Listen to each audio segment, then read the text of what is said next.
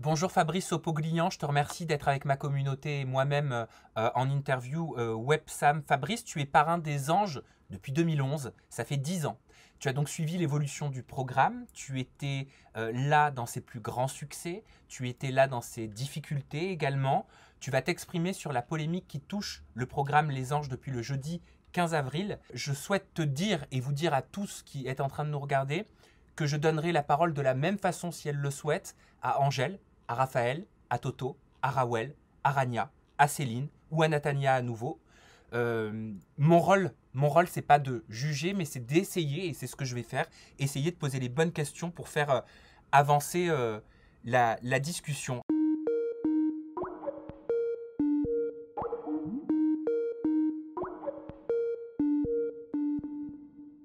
Avant de rentrer dans le vif du sujet, Fabrice, beaucoup de téléspectateurs se demandent pourquoi tu n'officies pas dans cette saison des Vacances des Anges 4. Pourquoi est-ce que c'est Greg Basso? Alors, bonjour à tous déjà. Sam, ça fait longtemps qu'on devrait se faire une petite interview, donc c'est vrai que j'aurais aimé qu'on le fasse dans d'autres circonstances. Mais pour répondre à ta question, c'est que les vacances, en fait, c'est un spin-off des anges. C'est beaucoup moins concentré sur les enjeux pro.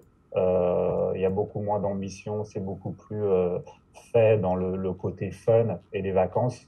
Donc souvent, et c'est vrai que j'aurais aimé que Énergie 12 me mette sur des spin-offs, ça m'aurait plu, tu vois, indépendamment du programme des anges.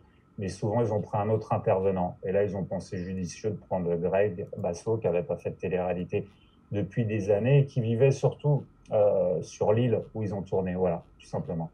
Avant qu'on rentre dans le détail, ma première question, elle est volontairement globale, Fabrice. Quel regard Mhm. est-ce que tu portes sur le mouvement Boycott les Anges porté par Angèle, Natania, Rawel, Rania?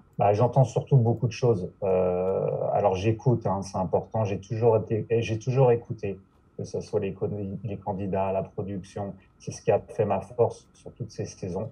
Et quand j'entends ce genre de choses, la première interrogation, c'est pas de dire non, c'est faux, oui, c'est vrai. C'est d'écouter et de voir tout ce qui s'est passé tout au long des saisons. Mais il y a beaucoup de choses qui sont mélangées aujourd'hui. C'est-à-dire qu'on parle de boycott de la chaîne, de l'émission. Alors, je comprends qu'on puisse cibler des candidats qui n'ont plus leur place. D'ailleurs, ça a été une grande discussion que j'ai eue ces derniers mois avec la production. Mais la chaîne, par exemple, n'a rien à voir. Énergie 12, encore, je suis pas là pour les défendre. C'est pas eux qui m'ont appelé pour faire cette interview. Je l'ai fait spontanément, tu le sais. Mais la chaîne valide un casting, mais elle n'est jamais sur le tournage. Elle ne gère pas les histoires, elle ne gère pas les clashs, elle ne pousse pas les candidats, si tu veux, à se disputer ou à en pousser un long contre l'autre. Bien sûr, mais elle Euh, valide les en- montages. Elle valide des montages, mais les histoires s'emboîtent aussi. Tu vois, tu as des candidats qui ont des fortes personnalités, d'autres qui arrivent sur un terrain où ils sont anonymes, etc. Donc, ça fait partie aussi d'une histoire et d'une télé-réalité. On peut reprendre toutes les télé-réalités qui existent. Dans toutes les télé-réalités, tu vas avoir des candidats plus forts que d'autres. Maintenant, c'est le terme quand même acharnement qui me dérange dans tout ce schéma, c'est que personne, encore une fois, et ça c'est important de le dire, est emprisonné. Ça veut dire qu'on est dans une télé-réalité ouverte où souvent les candidats viennent me parler, viennent parler à la production et peuvent partir à tout moment. Alors, Donc là, tu vois, c'est ça qui est aussi un J'entends, élément. mais pour me faire l'avocat du diable, je me souviens de confidences de Natania qui me disait par exemple que son passeport était subtilisé. Si je fais référence à l'interview qu'on avait enregistrée en 2019, qu'on lui faisait sous-entendre qu'on lui rendrait pas son passeport si elle finissait pas ce qu'elle avait à faire. Tu sais souvent comment ça se passe en situation de crise. Ça veut dire si tu as une grosse dispute qui éclate ou quelque chose qui peut plus être maîtrisé en filmant, le candidat est extrait, tout simplement. Il part à son hôtel, il reste, il fait un point avec la production et au bout d'une journée ou deux, si on peut plus le faire rentrer parce que dans l'histoire ça passe plus ou que le candidat veut partir, son passeport est rendu et il repart, tout simplement. Là, j'ai vu des aberrations. Et encore une fois, hein, j'écoute les filles. Ça veut dire que je suis pas là pour dire que tout est faux. Je suis là pour dire qu'il n'y a jamais eu de photo dans un bureau de production où celle-là, elle est le bouc émissaire. Moi, je passe mes journées à préparer mes sujets. J'ai jamais vu des photos si tu veux, en disant celle-là est plus faible que l'autre. Non, il y a leurs enjeux pro. En dessous, il y a leur trait de caractère, mais personne n'est formaté au démarrage pour se faire taper sur la tête. Ça n'existe pas. Parce que Rawel disait lors d'un live, chaque année tout est mis en place, autant par les candidats que la prod. La production veut qu'il y ait un acharnement parce que ça fait réagir, ça fait monter les vues, c'est hyper malsain. J'en ai fait plein des burn-out, c'est pour ça que j'ai voulu arrêter les tournages. Je ne faisais que des dépressions, je n'étais pas bien dans ma vie parce qu'ils m'ont mis à bout. Ils sont responsables de nous, ils sont censés être bienveillants et ce n'est pas ce qu'ils font. Alors, pour prendre l'exemple de Rawel, qui est une fille que j'apprécie, qui a quitté la télé-réalité pendant pas mal de temps et qui avait monté son business en tant qu'influenceuse, qui a bien marché. Ce qui est très étrange dans son discours, que j'écoute hein, et que j'entends, c'est que à la dernière saison, à Hong Kong, elle se disputait avec tout le monde. Elle n'en pouvait plus. Donc, on a décidé, après une grande discussion avec la production et elle, qu'elle reparte. D'accord? Elle est repartie. Elle a voulu revenir une semaine après pour retrouver Toto en Thaïlande. Alors, si tu as cet tel acharnement et que tu fais un burn-out, comment tu pars et tu reviens 10 jours après parce que l'émission te manque? Ensuite, ça a été la première, et j'ai dû intervenir 3 fois, à se comporter, à être dur avec Angélique, qui était cette candidate qui était venue pour faire du fitness, qui se faisait traiter tous les jours des mots d'oiseau par elle et qui était en larmes. Et j'ai dû les réunir dans le salon en leur disant, en demandant à Rawel de stopper, qu'il y avait un problème et que j'avais besoin de comprendre. Et de là, elle s'est levée, elle m'a à peine écouté, elle est montée, elle a préparé ses valises, elle est partie. Elle est donc partie de l'émission parce qu'elle l'a demandé à la production a accepté, pour ensuite revenir dans l'émission. Donc il y a quand même des vraies incohérences je parle pas de toutes les candidates, mais là en l'occurrence tu me parles de Rawel, et par rapport à Rawel j'ai du mal à comprendre parce que c'est la première à avoir un caractère fort, un caractère dur, à quand même être au-dessus, si tu veux, de certaines candidates. Et elle parle d'harcèlement. Mais qui l'a harcelé? Rawel dans l'émission.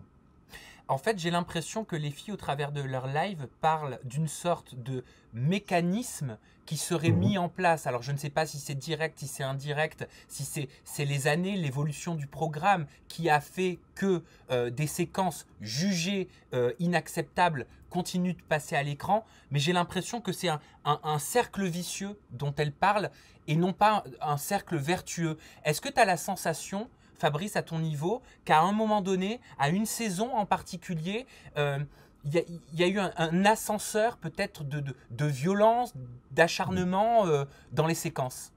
Ouais, complètement. Ça veut dire qu'on a commencé sur une. Alors, acharnement, encore une fois, c'est un mot qui me perturbe. Mais ce qui s'est passé, c'est que moi, ce qui m'a plu, ce programme, le commencer, c'était de donner un savoir, de faire évoluer des jeunes qui venaient en Amérique, qui avaient envie de réussir un second souffle.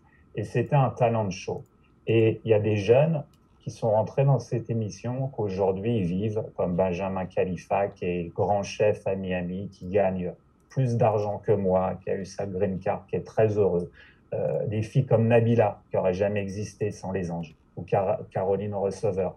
Donc, Maude, qui a fait un featuring avec Jason Derulo. Donc, il y a eu quand même des réussites et des talents et des choses qui se sont faites. Voilà pourquoi j'ai accepté cette émission. À un moment donné, les gens en demandaient plus. Les gens, ça veut dire les téléspectateurs. Donc, et encore une fois, c'est pas moi qui ai créé les histoires et qui suis au sein de la production, mais Hawaï, ça a commencé, c'était la saison, je crois, 8 peut-être, à Hawaï, où Aurélie Preston, effectivement, et d'ailleurs je le dis dans mon bilan de fin, je dis, tu as beaucoup subi ici. Ça a été mes mots. Et là, elle me répond oui, mais c'était une vraie thérapie. Et ça veut dire qu'elle a décidé de rester. Non, mais elle a décidé de rester parce qu'elle a voulu, si tu veux, combattre à un moment donné ce rapport de force qu'elle avait avec tout le monde, avec certains plutôt. Et là, je te parle de clash. Je te parle de clash qui ont commencé, ce qui n'existait pas avant. Donc, il y a eu effectivement une recette qui a fait que les téléspectateurs se disaient, voilà, là, il y en a un qui est plus fort que l'autre, il y a ce genre d'histoire qui nous intéresse. Et je pense qu'à un moment donné, dans cette mécanique, la production, entre guillemets, parce que la production, c'est vaste, ça ne veut pas dire le producteur, encore une fois, ça veut dire une équipe de production qui est sur place, qui change chaque année et qui crée les histoires, entre guillemets, pour qu'il se passe quelque chose dans cette télé-réalité. Et selon les saisons, tu as eu des équipes de production qui ont peut-être un peu poussé, tu vois, le truc, moins que d'autres. Mais tout le monde a eu le choix à un moment donné de partir et personne n'a été bloqué ou on récupère, c'est pas, tu vois, J'entends. Mais du est-ce que trafic humain, quoi. est-ce que tu penses, Fabrice, que quand on vit une telle situation, quand bien même on y va de nous-mêmes, quand bien même on n'a pas le couteau sous la gorge, est-ce qu'on se rend compte d'une situation grave tout le temps sur le moment? Est-ce qu'il ne faut pas parfois du recul pour se dire ce que j'ai vécu n'est pas forcément bienveillant? C'est pour ça qu'à chaque fois, j'essaye de les prendre à part, de leur poser les bonnes questions. Quand je viens sur le tournage, je les regarde un par un, même si mes interventions elles sont rapides. Je leur pose des questions parce que des fois, je les vois pas bien. Tu vois, j'essaye de comprendre. Je passe du temps derrière aussi parce que chaque équipe de prod a une oreillette et entend toutes les histoires. Et j'essaye au mieux, parce que je suis pas là toute la journée, je suis pas là 24 heures sur 24 de comprendre pour pouvoir leur poser des bonnes questions. Et j'arrive à comprendre que tu puisses se retrouver dans un contexte comme ça. C'est vrai que l'âge est différent. Moi, j'ai 45 ans. Et si ça ne se passe pas bien sur un tournage, même si je suis payé, je prends ma valise et je pars. Peut-être qu'il y a un côté fragile à un moment donné chez certains candidats. Mais encore une fois, ils ont vraiment le choix de décider de dire, voilà, je pars, je ne reste pas, on se conduit mal avec moi, du moins. Et ils parlent beaucoup, tu sais, les anges, c'est un des rares programmes où ils sont assez libres entre les coupures, ils vont fumer une petite cigarette d'or, ils parlent avec les techniciens. Tu as le chef de projet qui vient, qui leur demande comment ça se passe. On a même certains qui vont se faire une petite soirée parce qu'ils ont besoin de relaxer, ils vont se prendre une chambre d'hôtel. Donc, encore une fois, il y a des discussions, ils sont pas mis dans une case et ils ne parlent plus à personne. Certains veulent leur appeler leur petit ami, leur père, leur mère. La production arrive, leur donne leur téléphone.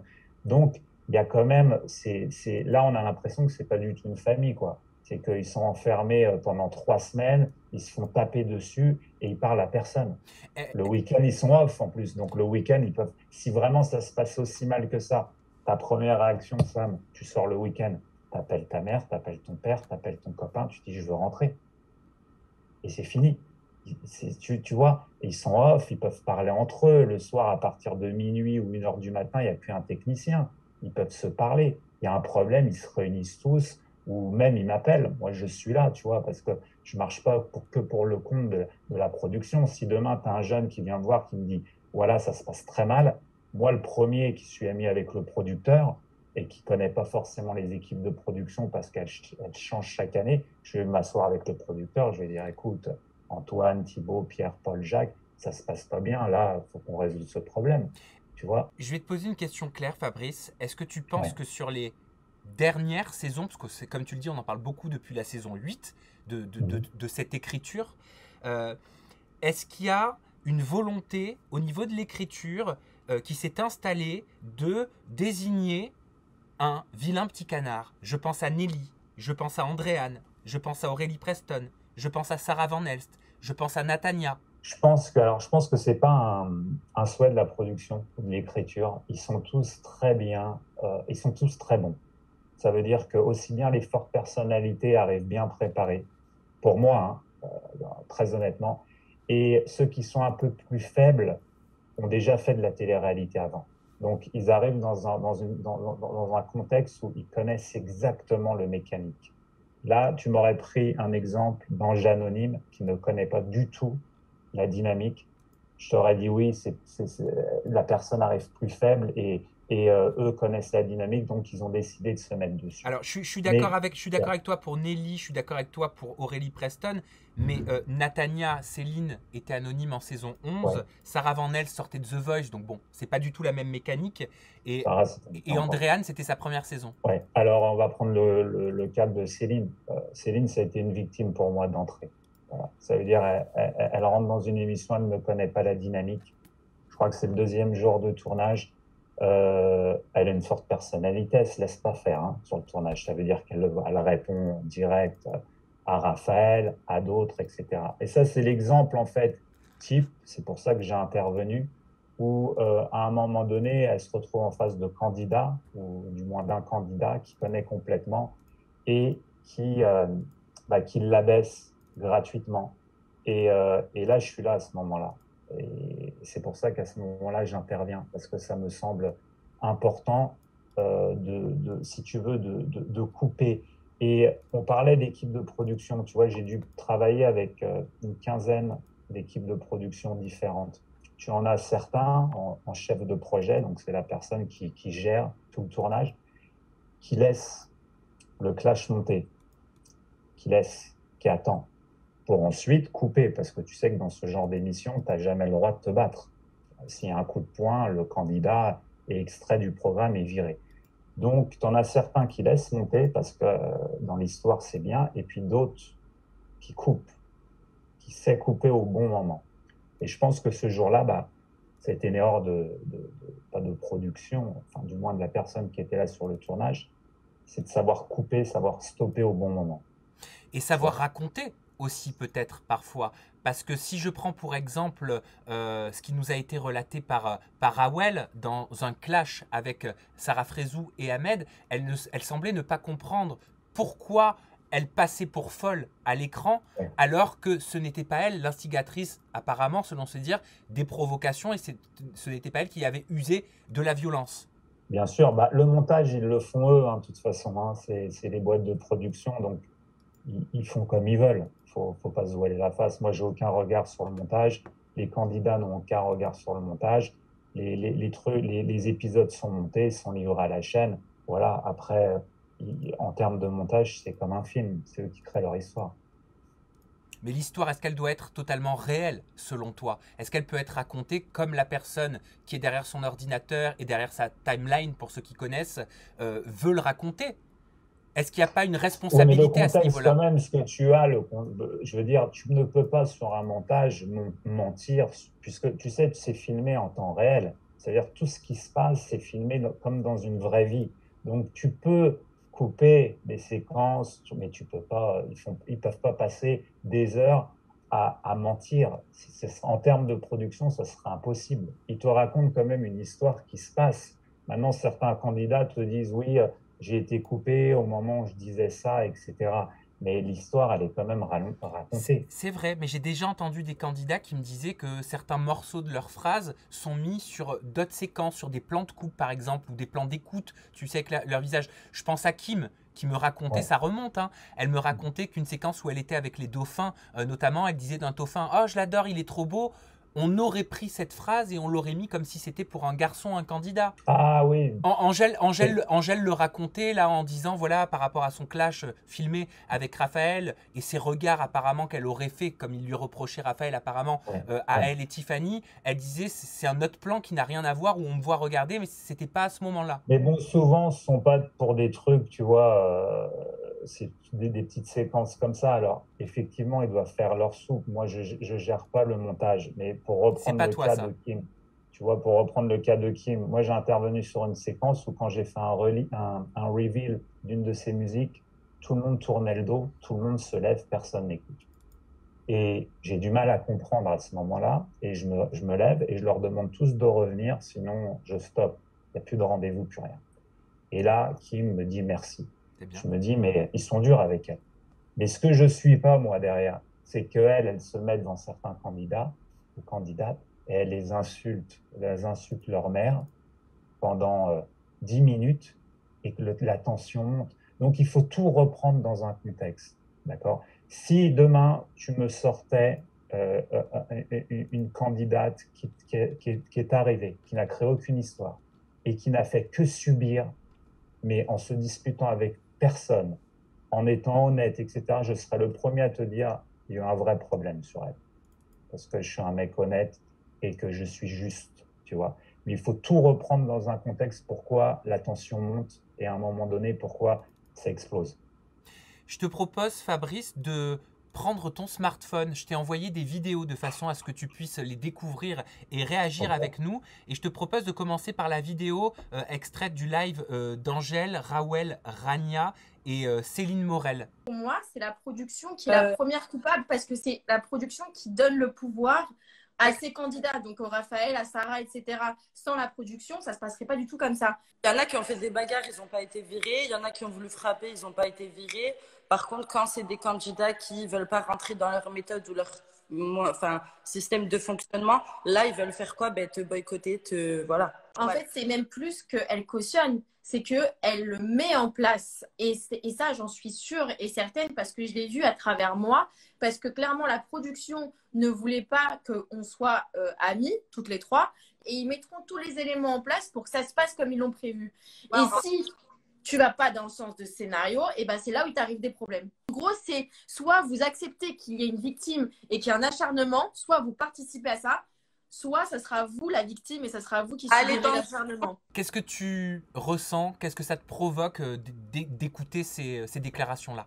Écoute, moi encore une fois, comment je vois les anges, c'est que tu as différentes personnalités qui viennent dans une histoire, dans une aventure, où l'aventure doit être créée. Ça veut dire elles doivent, certaines filles, elles doivent trouver des garçons mignons, il doit se passer des histoires d'amour, il y a une réussite en jeu à la clé, parce que les anges, ça a toujours été ça, la promesse de fin, c'est de réussir ou pas en Amérique ou dans un autre pays. Tout ce qui est annoncé de dire, voilà, on arrive pour taper sur ça n'existait pas à l'époque. Ça veut dire que tout ce qu'on a monté, et ce qui me dérange, c'est qu'on tape sur un programme qui a fait rêver des millions de téléspectateurs, qui a donné envie à des gens de venir vivre en Amérique, comme moi, même si j'étais là avant, etc. Et que ces filles, ce qu'elles évoquent, c'est de se dire, elles ont été engagées avant pour venir dans ce genre d'émission, qui est Les Anges, pour rentrer dans une aventure scénarisée. Or, l'aventure, elle n'est pas scénarisée. Ça veut dire qu'il n'y a pas une histoire qui est écrite. C'est elles qui écrivent l'histoire. Ça veut dire, elles peuvent être, à mon avis, de temps en temps sollicitées par quelqu'un de la production en disant, voilà, il est mignon, Cameron, t'aimerais pas sortir avec lui? Non, parce que j'ai un copain en France, ou truc. Ce genre de discussion, elles existent. Mais de dire, tu vois, Aurélie Preston, elle est faible, il va falloir aller la défoncer, ça veut dire qu'elles auraient été coupables de rentrer dans une aventure et solliciter pour pouvoir faire de l'acharnement vis-à-vis d'autres candidats. Et aujourd'hui, elles se disent victimes, il y a un truc qui colle pas, Sam. Ça veut dire que Rania, elle aurait été sollicitée à 2 reprises sur les dernières saisons, venir dans cette aventure pour taper sur la tête d'Angélique, qui était une fille toute mignonne et qui vient pour être fitness girl. Et maintenant, elle se montre à l'écran en disant « Mais moi, il y a eu de l'acharnement sur moi. » Alors, Angèle, je ne la connais pas, je n'ai pas travaillé avec elle, c'est la première fois que je la vois. En plus, je n'ai pas regardé les vacances des anges, etc. Mais Rawel, par exemple, et Rania, qui sont 2 filles qui ont la tête sur les épaules, elles auraient accepté tout ça. Et aujourd'hui, elles diraient qu'il y a eu de l'acharnement sur elles. Est-ce qu'elles ne s'insurgent pas, peut-être parce qu'elles ne souhaitent plus accepter? Mais ce n'est pas ce qu'elles disent, en tous les cas. Ça veut dire, ce qu'elles disent, c'est qu'il y a eu de l'acharnement sur elles, qu'elles ont fait un burn-out. Mais sur 13 candidats, je peux t'assurer que tu avais des candidats la saison dernière à Hong Kong qui voulaient partir, ça ne partait pas. J'ai dû personnellement parler à la production pour avancer leur reveal pour qu'elles partent avant, tellement que c'était compliqué. J'ai demandé qu'elle ne revienne pas dans l'émission à Hong Kong, c'est pour ça qu'elle a été en Thaïlande, voir Toto. Est-ce que tu penses, Fabrice, qu'il y a des libertés qui sont prises, je dis bien par certains membres d'une production, parce que je ne pense pas que tout le monde fonctionne de la même façon, mais je pense que dans chaque organisation, chaque entreprise, il peut y avoir des personnes qui ont plus ou moins de morale. Quand on entend Natania dans ses lives dire qu'un membre de la production lui aurait dit « Tu ne veux pas sortir avec Toto ici, tu veux sortir avec personne, pourtant tu avais bien fait un casting de salope », ou Rania Rawel qui assimile presque certaines méthodes à de la prostitution, en disant que la prod pousserait des candidats à se mettre en couple. Comment tu souhaites réagir à ça?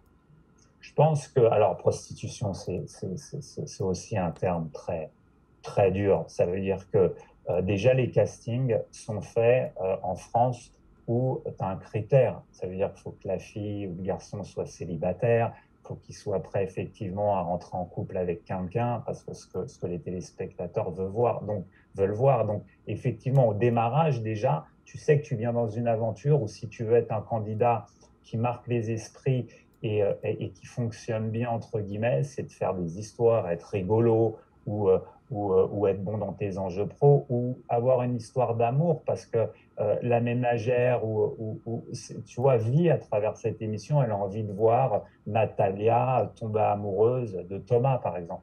Donc ça, je le comprends que tu aies des membres de la production qui poussent de temps en temps quand c'est lent, parce que sinon tu as des caméramans qui posent leur caméra et tu en as 15 sur un tournage Et ouais, et il mais se passe rien. Fabrice, est-ce qu'on s'éloigne pas un peu quand même de l'ADN de la télé-réalité à la base, de la promesse de la télé-réalité? Et je ne parle pas des anges.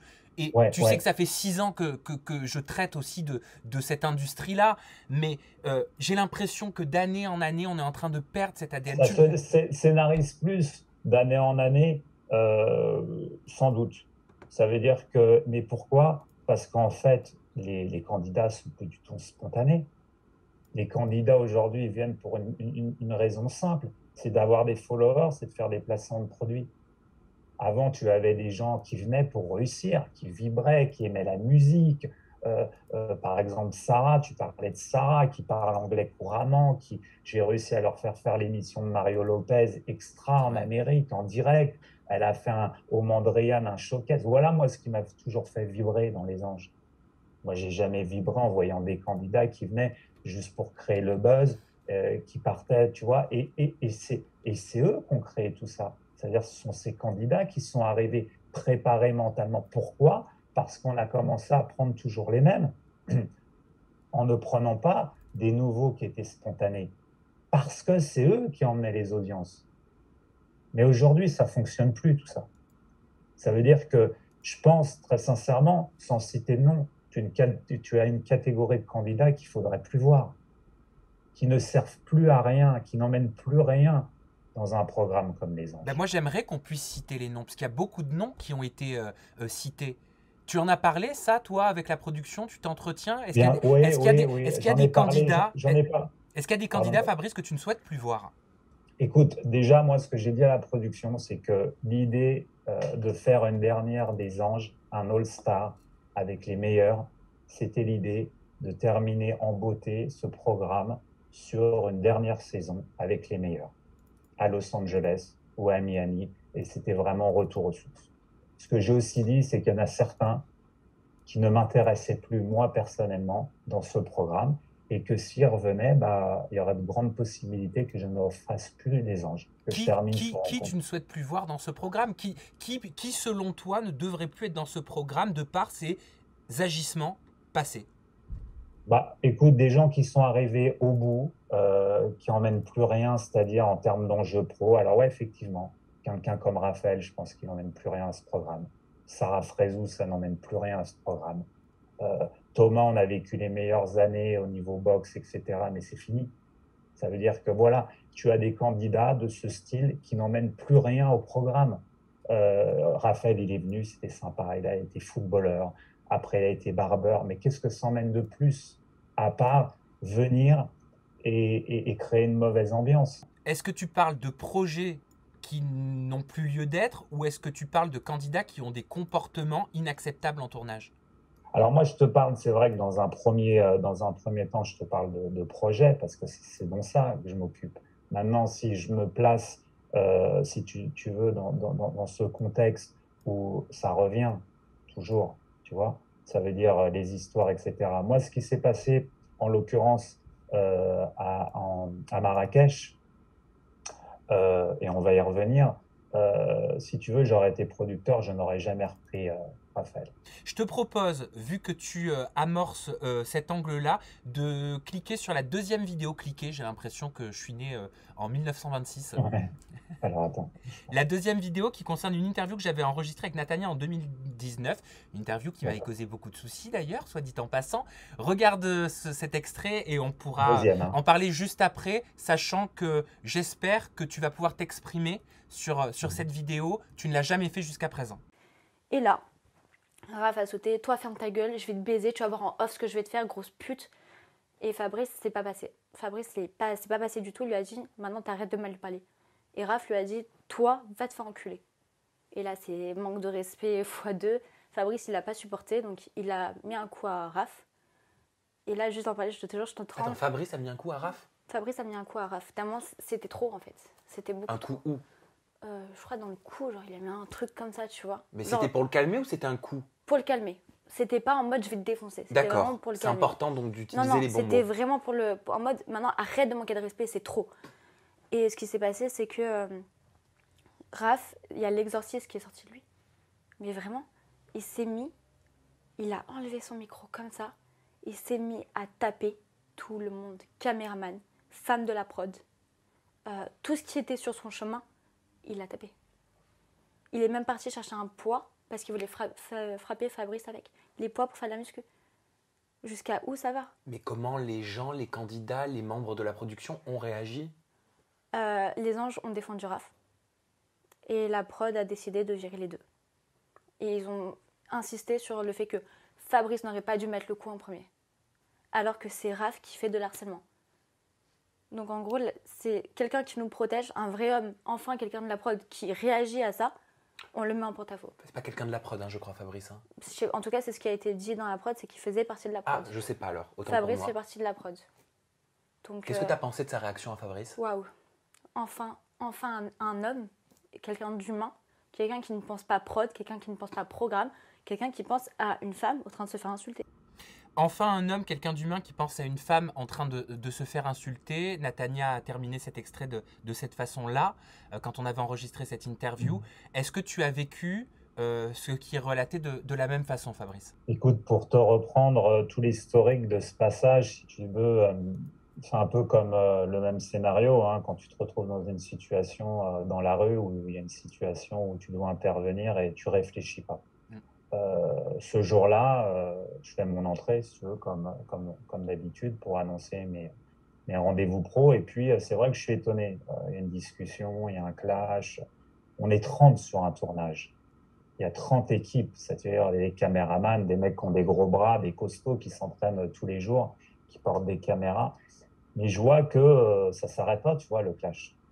Et puis Céline répond quand même, hein. C'est pas t'as Natalia, t'as Céline qui répond, donc il y a un échange entre Raphaël et j'ai l'impression que ça s'arrête pas, tu vois. Donc je regarde à droite, à gauche, je me dis ça doit être une caméra cachée, peut-être qu'ils m'ont fait une blague, mais personne ne bouge. À ce moment-là, oui.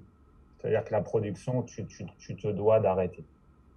Fabrice qui est là, vous l'écoutez maintenant, vous stoppez, etc. Il s'avère que ça s'arrête pas, donc c'est moi qui m'emmène. Techniquement, dans mon rôle, ce que je dois faire, je dois me dire, bon, quand vous êtes prêt, vous m'appelez, je vais dans ma loge. D'accord? Et je pars. Ça, sur le papier, c'est mon rôle. Maintenant, moi, ma vraie personnalité, elle est là. Ça veut dire que je n'ai pas commencé en étant parrain des anges à la télévision. J'ai eu des boîtes de nuit, j'ai fait ma vie, tu comprends? Donc, je suis là, je demande gentiment à Raphaël de stopper. Bon, il ne stoppe pas. Donc là, j'élève la voix. Et lui, il se lève. Et il vient vers moi. Enfin, il me dit, ouais, effectivement, il doit me dire un truc d'oiseau comme ça, tu vois, il doit mal me parler. Et puis, il vient sur moi. Si tu veux, moi, le réflexe que j'ai, encore une fois, je suis un mec, tu vois, je suis un homme. C'est-à-dire que je n'ai pas 20 ans, je n'ai pas l'habitude qu'on me parle mal. Si on se parle mal, nous, les gens de notre génération, on se bat. On ne se parle pas mal pour mal se parler, tu vois. Donc, effectivement, j'ai eu un geste à ce moment-là, si tu veux, plus paternel. Ça va paraître comique, mais de dire, bon, mon petit, maintenant, il faut que tu arrêtes. Tu vois, je n'ai pas mis un coup de poing, rien. Mais j'ai fait l'erreur quand même de lui mettre une gifle. Voilà. Et dans ma position à moi, si tu veux, c'est mauvais, parce que c'est moi qui marque l'exemple.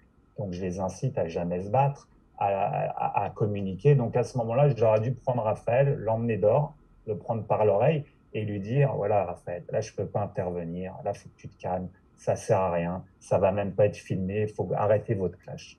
Mais ma responsabilité, si tu veux, c'est de faire un geste qui va en adéquation dans ce monde audiovisuel. Mais je réagis comme un homme. J'essaye de sortir quelqu'un d'une situation à ce moment-là qui n'est pas bien.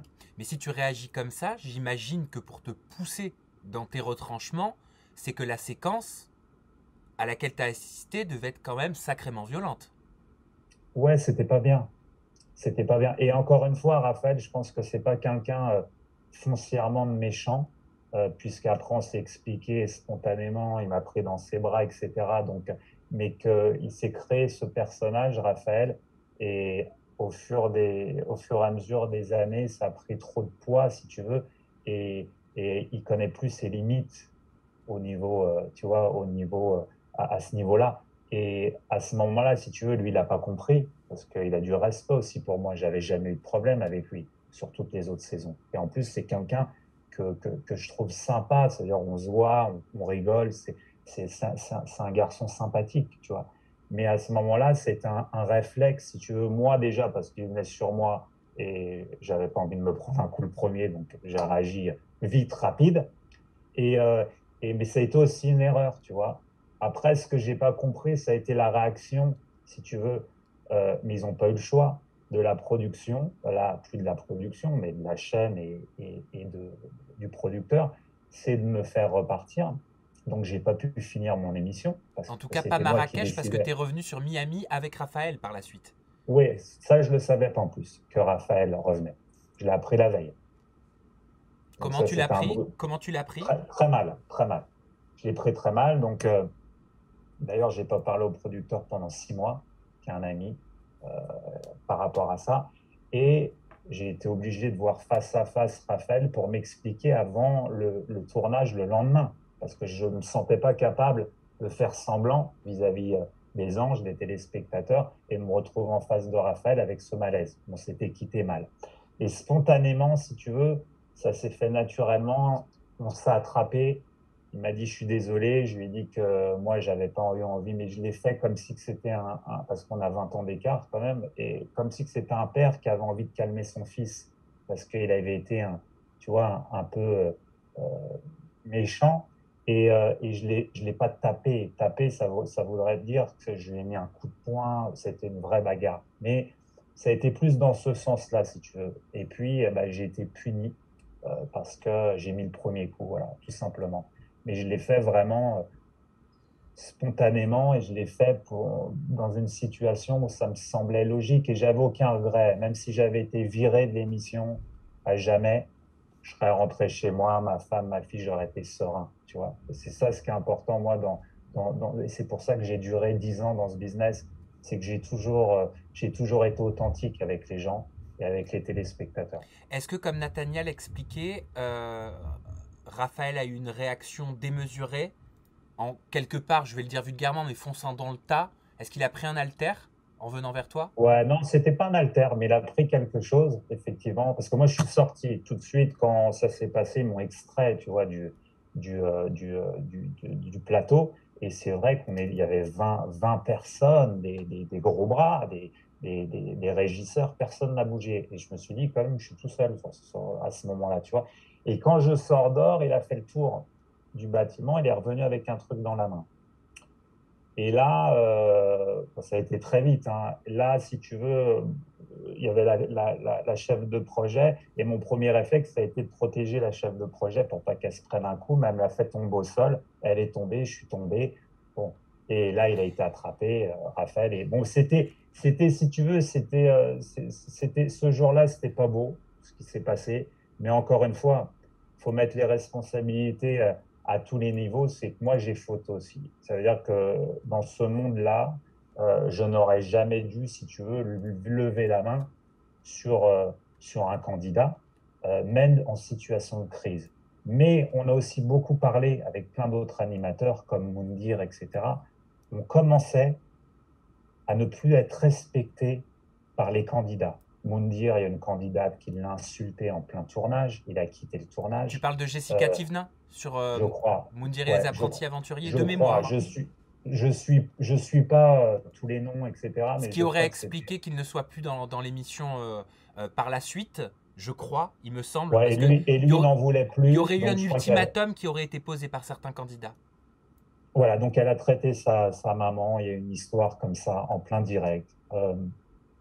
Beaugrand, c'est ça son Christophe prénom. Beaugrand, lui, c'était du C'est côté de ça. Secret Story ou La Villa des Cœurs brisés, Voilà, il a eu un la problème bataille des couples. similaire parce que j'ai eu un chef de projet qui m'a dit qu'il s'était fait insulter. Pareil. Bon, moi, c'est mal tombé parce qu'on m'insulte pas. Euh, Mais toi, Tu c'est vois. différent, j'ai l'impression, Fabrice.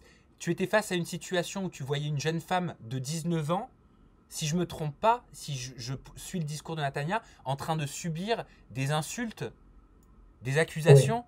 Non, c'est-à-dire que, ouais, elle se fait insulter, elle se fait trop insulter à ce moment-là. Et puis elle me regarde spontanément, elle fait comme, elle sait plus. Et moi, si tu veux, je suis obligé d'intervenir. Même, on tournait même plus, hein. C'est-à-dire qu'il n'y avait pas de tournage. J'étais là, j'attendais de faire ma scène. Mais ceux qui avaient les caméras, ils étaient là, prêts à dégainer. Et moi, effectivement, je suis obligé de réagir, Sam. Voilà, à ce Bien moment-là, sûr, je et c'est tout à réagis. ton honneur. Voilà, je réagis, quitte à, bon, on perd tout, c'est pas grave, mais voilà. Et attends, c'est une vraie situation de crise parce que la chaîne ne comprend pas. J'ai toujours été courtois et sympa avec tout le monde sur X saisons. Le producteur prend un avion et c'est mon ami en plus, le producteur. Donc il prend un avion, Enfin, il l'ancien part. producteur, parce qu'il a vendu, hein. Voilà, l'ancien Ils ont producteur. vendu Maintenant, il faut la grosse savoir équipe. que l'émission a été rachetée par le groupe Satisfaction. Et donc, ça aussi, ils ont récupéré, si tu veux, tout un format et des candidats, etc., où ils n'étaient pas préparés à tout ce genre de trucs. Et je pense que, pas pour les dégager eux, mais ils avaient cette vraie volonté de faire une nouvelle saison qu'avec des nouveaux candidats, tu Moi, je vois. sais qu'ils ont la volonté de faire une refonte totale, hein. C'était les informations que Ouais, j'avais eues des anges. Après, c'est vrai que ça, on change pas une émission qui a été installée pendant 10 ans en un claquement de doigts, mais je sais que bien sûr. que c'est leur volonté. Sur leur volonté de faire un nouveau cast ou vraiment de faire un dernier All-Star parce que les gens sont quand même attachés, même si on a perdu beaucoup d'audience et qu'on n'est plus à la mode comme on l'était, parce qu'il faut être honnête, mais ils sont quand même attachés au programme et je trouvais l'idée de faire une dernière, la der des der, tu vois, avec les meilleurs candidats, amusante et bonne pour les téléspectateurs. Pour clôturer l'angle dont on a parlé suite à cet extrait vidéo avec Natania qui parle de Raphaël et ton altercation avec lui, euh, pourquoi, si j'entends votre discours, pourquoi Raphaël a été repris sur Miami alors qu'on entend tout le temps, perpétuellement, que les candidats violents doivent être exclus? Est-ce qu'il y a du Ouais. favoritisme comme les filles qui s'expriment sur leur live le disent? Est-ce qu'il y a des candidats qui ont plus de privilèges que d'autres? Ouais. Alors, pour ce qui est du cas de Raphaël, ils sont obligés de le reprendre sur Miami parce que s'ils ne le reprennent pas, ils ne me reprennent pas. Ou ils ne reprennent pas Céline, puisqu'il y a un clash qui explose. Et là, pour le coup, personne ne veut faire du favoritisme, donc on reprend tout le monde. Là, c'est plus une stratégie de producteur de se dire si je ne reprends pas Fabrice, il va nous tuer dans la presse. Si je ne reprends pas Raphaël, ça va être une catastrophe et il va nous descendre le programme. Donc, au lieu, si tu veux, d'en virer un, on garde tout le monde. Mais on s'explique. Ça veut dire que Raphaël ne parle plus à Céline. Moi, je prends Raphaël face à face dans un restaurant au South Beach à Miami et on s'explique. Donc, on compose tous, même si c'est dur, tu vois, même si c'est dur pour tout le monde. Mais à ce moment-là, je me rends compte qu'encore une fois, et je n'essaie pas de défendre Raphaël parce qu'il a ses torts, mais que c'est pas un mauvais bougre. C'est un bourrin, mais que à ce moment-là, il est gamin, il me prend dans ses bras et voilà que je pense qu'on lui a donné trop de liberté à Raphaël et qu'à un moment donné, du favoritisme, oui, il a dû en avoir. Ça veut dire que on parle d'une fille qui est en poste, qui s'appelle Nora, qui fait plus partie aujourd'hui de la société de production, mais elle avait ses chouchous. effectivement, c'est sûr. Mais Tu parles de qui? Tu parles de Raph, Sarah Frézou? bah, Sarah Frézou, ouais, sans doute. Sarah Frézou, Rap, ça devait C'est ce faire qui a été partie dit dans les lives. mais ça faisait partie aussi de l'écurie. C'était entre guillemets, les stars du moment, comme était Amélie à l'époque, tu vois, la star du programme, etc. Donc, c'était pas du favoritisme, c'était juste quand tu prends dans les Marseillais un Tanti, c'est la star du programme, et ben c'est pareil. Pour eux, dans leur tête, et ben les Anges, sans Raphaël et Sarah Frézou, à l'époque, ça pouvait pas fonctionner. Or, c'est faux. On se rend compte que même avec eux aujourd'hui, ça fonctionne Mais pas. comment est-ce que tu expliques, Fabrice, que c'est vrai que ces noms reviennent beaucoup? Je suis désolé de le dire, mais le nom de Raphaël Pépin et de Sarah Frézou ressort énormément depuis plusieurs saisons.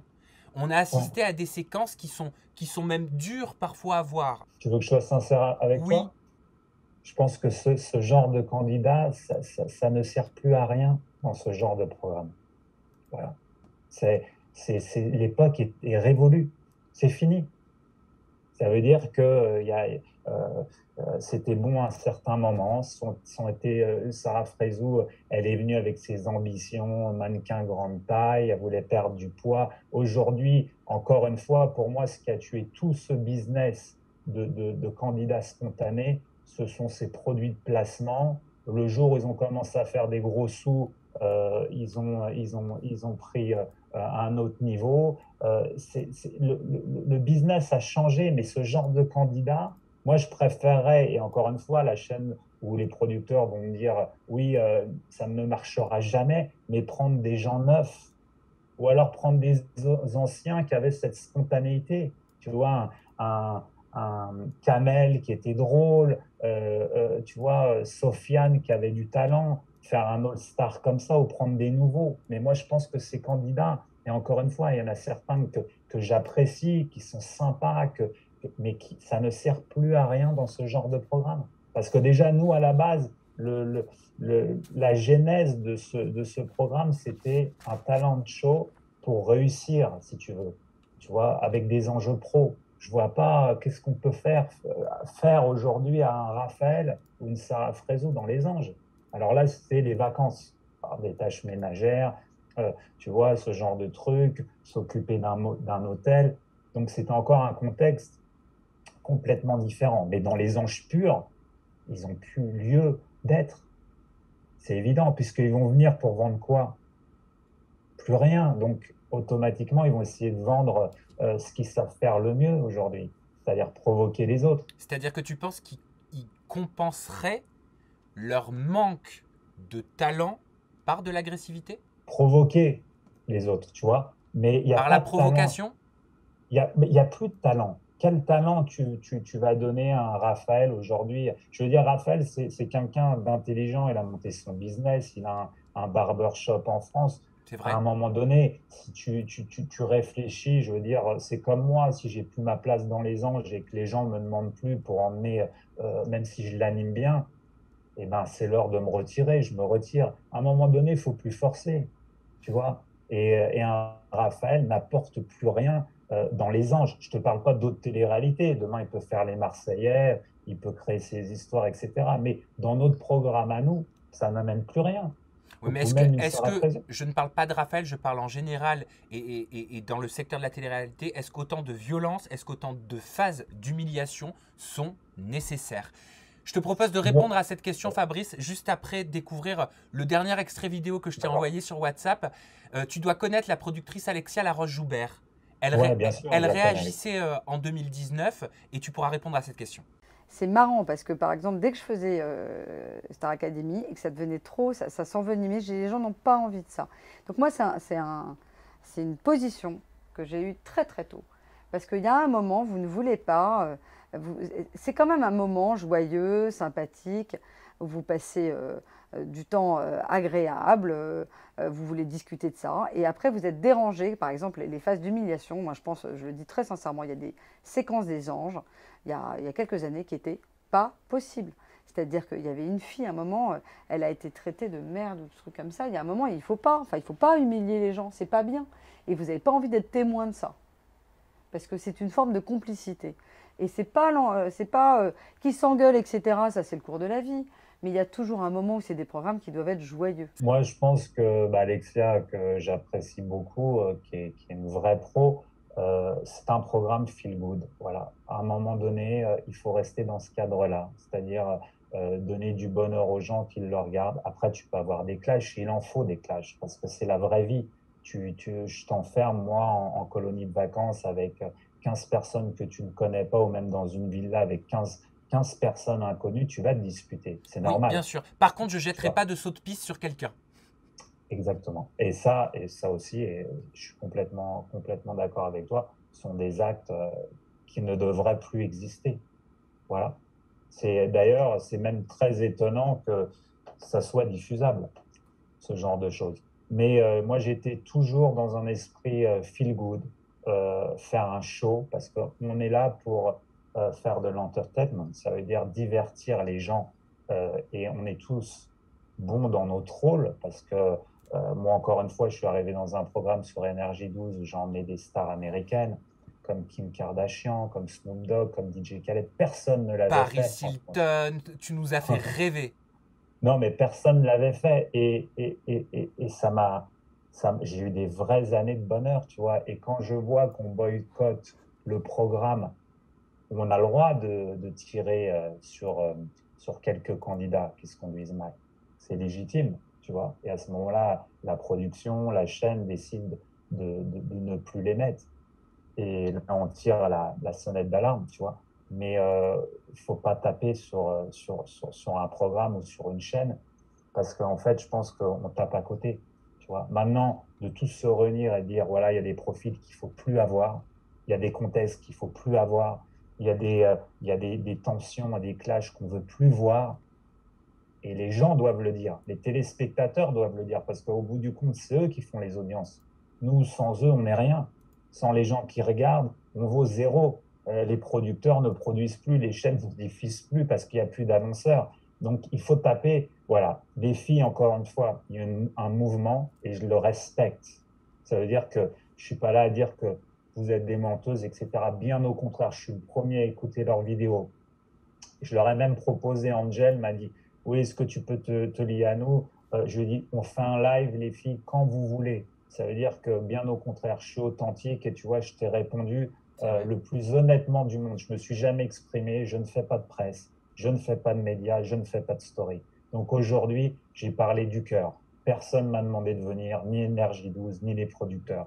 Voilà. Et en plus, je me suis un peu mouillé parce que j'ai été franc, je t'ai parlé de choses que j'avais jamais parlé. Je dois dire que c'est Voilà. très courageux, Fabrice. Voilà. Mais on est, voilà, et encore une fois, donc il faut rétablir le tir. Je pense qu'il faut arrêter de boycotter une émission qui a fait rêver tout le monde et qui va de toute façon finir, parce qu'on a décidé de faire une dernière et de finir en beauté.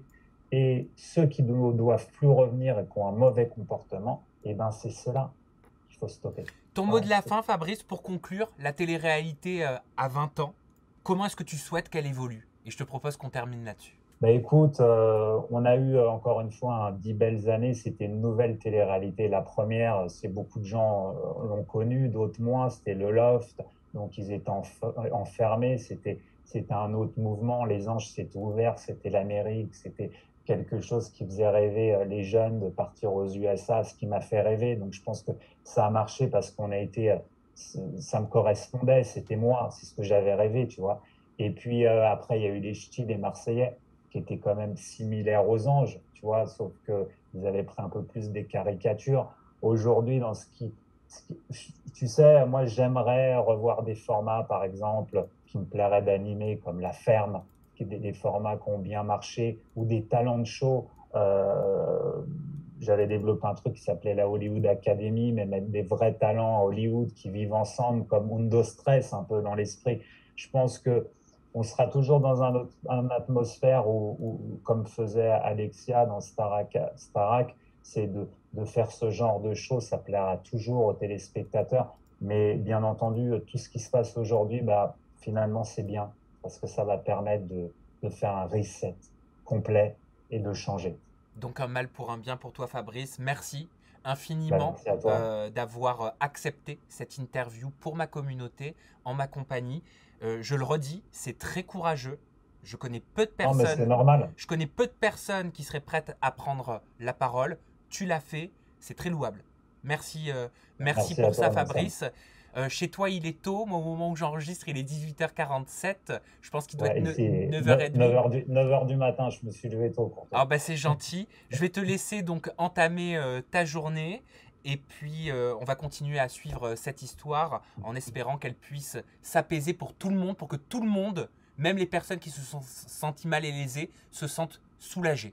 J'espère. Voilà, le plus important, c'est de rétablir le tir et de ne pas tout mélanger encore une fois. Et de si l'intelligence des producteurs et de la chaîne, crois-moi que tout le monde a reçu le message et tout le monde a envie de rétablir les choses s'il y a eu des fautes.